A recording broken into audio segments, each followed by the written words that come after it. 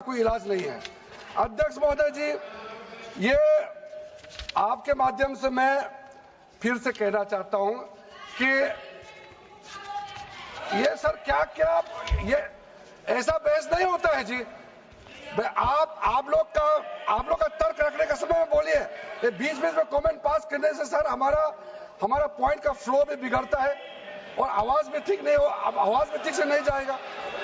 आप क्या चीज को जवाब देंगे सर इसमें मैं कई ऐसे केसेस है जिसको मैं रेफर कर सकता हूं, लेकिन सदन में 3 केसेस का मैं रेफर करूंगा तो दूध का दूध पानी का पानी हो जाएगा कि ये धार्मिक व्यवस्था से कोई लेना देना नहीं है। आपको मैं पहला एग्जांपल देना चाहता हूं, सैयद फजल पकुया तंगल वर्सेस यूनियन ऑफ इंडिया। इसमें क्या केरला हाईकोर्ट का फैसला है। केरला हाईकोर्ट ने कहा the Waqf board is a statutory body, pure and simple, it is not a representative body of the Muslim community. यह हाईकोर्ट का ऑर्डर है। उसके बाद इलाहाबाद हाईकोर्ट का ऑर्डर भी सुन लीजिए, Hafiz Mohammad Zafar Ahmad versus UP central Sunni board of Waqf का जजमेंट सुन लीजिए। A mutawalli's right is purely a right of management of the property and is not a proprietary right. The duties of a mutawalli are purely of a secular character. His duties are not of a religious character. इतना clear cut ruling है। तीसरा, तिलकायत श्री गोविंद लाल जी महाराज versus state of Rajasthan. इसमें high court ने क्या कहा, supreme court ने क्या कहा, right to manage the properties of the temple. अब देखिए मंदिर का भी इसमें एग्जांपल लिया गया है। Right to manage the properties of the temple is purely a secular matter and can not be regarded as a religious practice. Properties of temple नहीं, टेम्पल का जो प्रॉपर्टी है। उसी प्रकार से आप बार बार कहना कि मुसलमानों का अधिकार में गैर मुसलमान कैसे आ रहा है, ये तर्क ही नहीं बनता है। आप ये आज से ये बात बोलने के लिए बंद कीजिए। सर 2013 में जो काम किए गए हैं उसमें मैं एक चीज जिक्र करना चाहता हूं।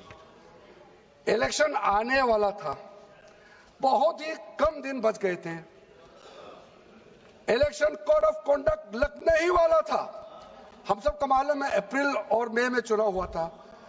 5 मार्च 2014 को उस समय के यूपीए सरकार ने 123 प्राइम प्रॉपर्टीज को जो housing and urban development ministry के तहत आता है उसको आपने दिल्ली वक्फ बोर्ड को ट्रांसफर कर दिया।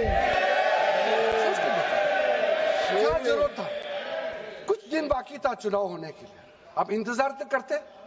आपने सोचा ये करके वोट मिलेंगे, लेकिन आप तो चुनाव तो हार गए, तो फायदा क्या हुआ? ऐसा काम करने से वोट नहीं मिलता है। इसलिए लोग इंटेलिजेंट है, हमारे देश के लोग समझदार है, इसलिए वोट बैंक का राजनीति के बिना हम अच्छे सोच के साथ में आज इस सदन में फिर से आए हैं। कुछ एनोमलीज है इस बिल में, तो इसको बदलना जरूरी था।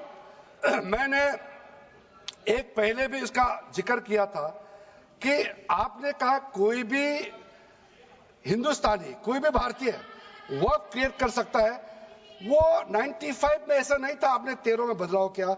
उसको हमने फिर से 1995 का प्रावधान को फिर से रिवाइव करते हुए ये हमने जोड़ा है कि वक्फ वही क्रिएट कर सकता है जो मिनिमम 5 साल इस्लाम को प्रैक्टिस करता है।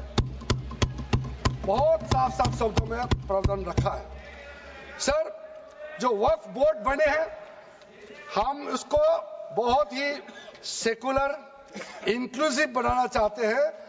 आपका पुराना प्रावधान को हटा करके अब हमने कहा है कि वक्फ बोर्ड में शिया भी रहेंगे, सुन्नी भी रहेंगे, बोहरास भी रहेंगे, आगा खानिस भी रहेंगे, मुसलमानों में जो बैकवर्ड है, पिछड़े लोग हैं वो भी रहेंगे, और साथ में महिला भी रहेंगे और एक्सपर्ट नॉन मुस्लिम भी रहने का प्रावधान रखा गया है।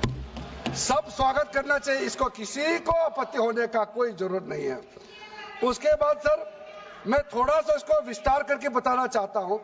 मेरा ही खुद का एग्जांपल मैं देता हूं। मान लो मैं मुस्लिम नहीं हूं, लेकिन मैं माइनॉरिटी अफेयर्स मिनिस्टर हूं, तो मैं सेंट्रल वर्क काउंसिल का चेयरमैन होता है।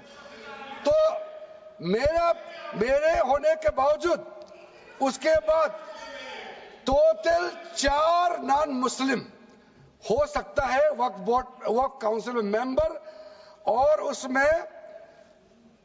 उसमें मैक्सिमम 4 नॉन मुस्लिम के साथ साथ में 2 महिला कंपलसरी है। 2 महिला होना ही चाहिए सर। उसके बाद सर स्टेट अभी आप पूरा वर्क बोर्ड देख लीजिए, महिला कहाँ है? महिला को भी रखा ही नहीं है, वो सिर्फ बातें करते हैं। सर 22 सर मैं स्पेसिफिक बताना चाहता हूं। सेंट्रल वर्क काउंसिल में टोटल 22 मेंबर्स में 4 नॉन मुस्लिम से ज्यादा मेंबर नहीं हो सकते हैं। एक्स ऑफिशियो के पद को मिला करके 3 मेंबर ऑफ पार्लियामेंट होगा। मेंबर ऑफ पार्लियामेंट तो किसी धर्म का हो सकता है। जब इलेक्शन करते हैं तो कोई भी धर्म का मेंबर ऑफ पार्लियामेंट या एमएलए बन सकते हैं। सर 10 मेंबर मुस्लिम कम्युनिटी से होगा, 2 फॉर्मर जजेस होंगे सुप्रीम कोर्ट और हाई कोर्ट के, 1 advocate of national eminence member रहेंगे, 4 persons of national eminence from various field. ये तो कई कमिटियों ने इसको सिफारिश किया है। और एडिशनल सेक्रेटरी या joint secretary to the government of India उसमें रहेंगे। आउट ऑफ 10 मुस्लिम मेंबर्स 2 महिला अनिवार्य है, ये हमने प्रावधान रखा है। और स्टेट बोर्ड में आउट ऑफ 11 मेंबर्स 3 से ज्यादा नॉन मुस्लिम